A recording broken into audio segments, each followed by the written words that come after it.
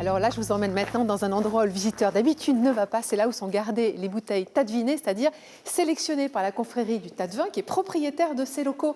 Et c'est pour retrouver Nicolas. Bonjour. Bonjour Marie. On va faire notre dégustation. C'est parti, on y va. Allez, on y va.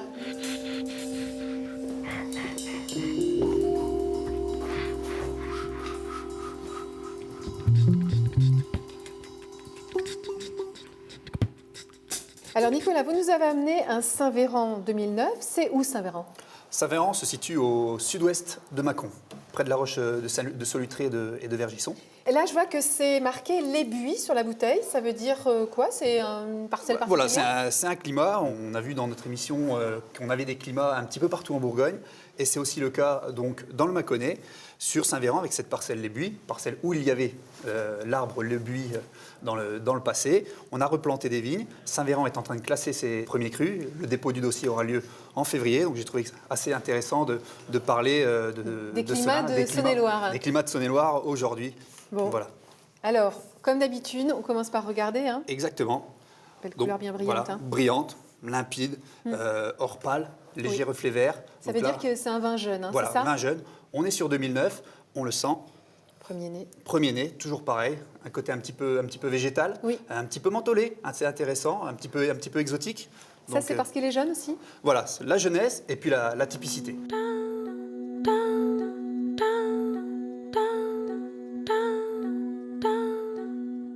C'est vrai que Saint-Véran, on a toujours ce côté un petit peu végétal, un petit peu fleur blanche, petit côté acacia, mentholé qui ressort. Et puis après, on va voir au deuxième nez, on voit bien une belle expression de chardonnay. C'est très parfumé. Voilà, côté un peu pain frais, toujours ce côté un petit peu fleur blanche, petit côté citronné, un petit côté agrume, très intéressant. Voilà, et puis le côté terroir calcaire qui va ressortir.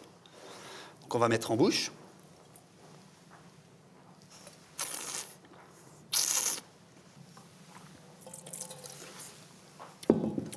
Donc voilà, on a une attaque qui est plutôt souple, un vin assez gras, Oui, assez gras, oui. assez volumineux en bouche. C'est pas Par du tout contre, acide.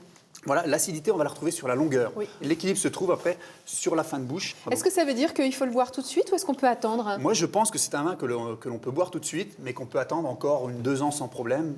Qu'est-ce qui vous fait dire qu'un vin peut attendre ou pas avant d'être bu? Ben voilà, on va penser à l'équilibre, l'acidité, le gras qu'on a en bouche. Si on est assez puissant en bouche, assez corpulent, là on se dit, ben voilà, en vieillissant, tout ça va diminuer et puis s'équilibrer avec le temps.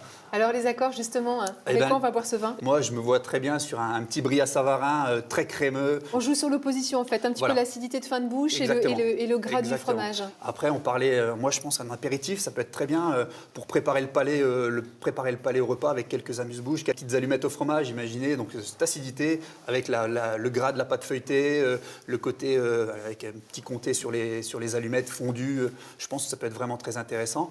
Et sur un plat, poisson grillé, toujours petit beurre citronné, ça peut être vraiment poisson blanc, peut vraiment être très intéressant.